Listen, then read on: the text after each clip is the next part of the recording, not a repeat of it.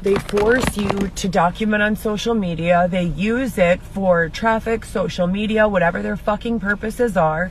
I'm here in the office after being bullied by the judge to not speak about what's going on in my son's case.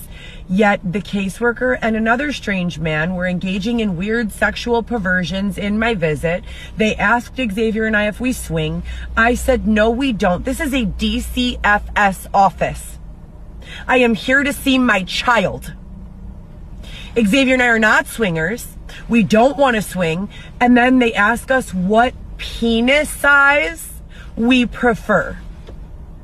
And I've called the DCFS advocacy office in Springfield 1,000,000 times. And I've called the office in Chicago 1,000,000 times. And we've shown up to the courthouse, the Ogden Juvenile Center, and no one wants to explain to me what in the fuck is going on here. My 2-year-old son, Weston Gillespie. I'm Heather Gillespie.